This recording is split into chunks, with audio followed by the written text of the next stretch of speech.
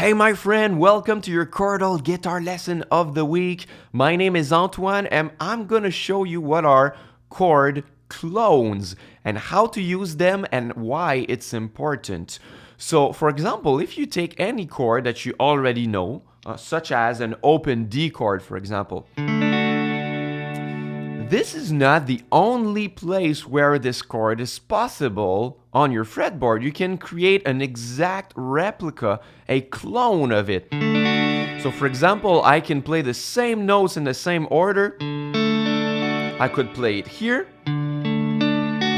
or I could even play it here. But now you would think, but why should I do that? I mean, I know this chord here and this is the exact notes, the exact same chord. What's the point of playing it elsewhere? The main point is for the timbre of the string. And this is something that guitar players do not take advantage of most of the time. The timbre, how your strings sound, is much different when you are playing on the highest strings versus the lowest, thickest strings. So if I play this, it sounds much different here. And even if I play at the same place here with my pick and I don't pick harder or on one or another, like I'm not playing on the bridge here and on the neck here, they just sound different because of the gauge of the strings difference here. So you have to ask yourself when you are writing some music, what is the emotion I want to tell? What is the mood of my song? And you can decide if you need something that's brighter and more open or something that's darker and closed. So for example, if I have a little motif like this,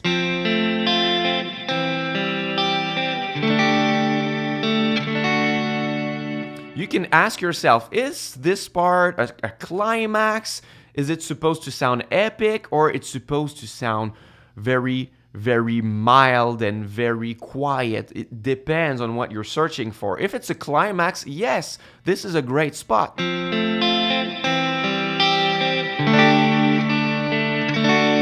It sounds epic, but if you want something more intimate, you might want to find it elsewhere on your fretboard.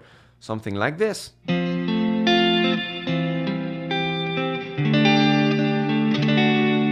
So it still sounded a bit bright, but milder because I don't have open strings and it's less bright a little bit, right?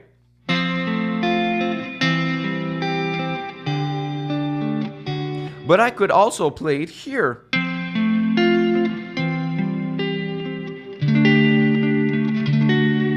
So big difference here, right?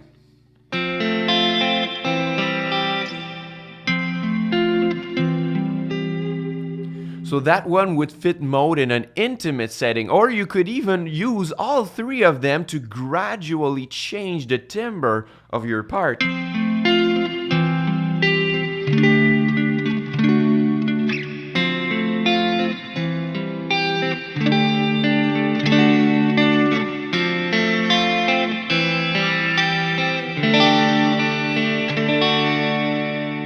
So you gradually build up the tension with the timbre of your strings. So this is something that you could try to find and incorporate in your practice session this week. For example, you can take any chord that you know and take 3 notes in a row in that chord and try to find them at different places. So for example, if I take a C major chord, I could take the notes in the middle, so the notes on the 4th, 3rd, and 2nd strings, and try to find this elsewhere. So I could find it here, for example, on C that would be,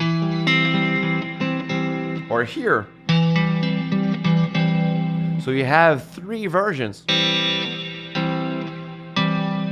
And this is also really good to know your chords elsewhere on the fretboard, because if you were playing here and now you need to play a C chord and the only one you know is here, that makes a big jump, right? But if you know your little version here, you can stay on the same area of the fretboard and you sound more fluent when you play, right?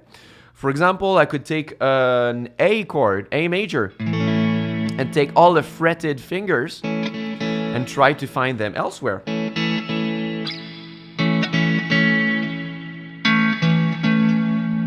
Right?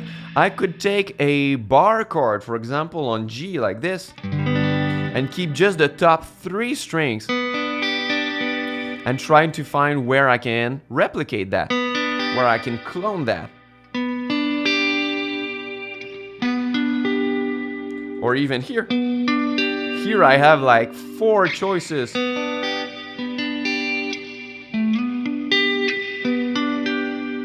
So that's a great exercise to do. You see, I can take any chord that I know and try to do that.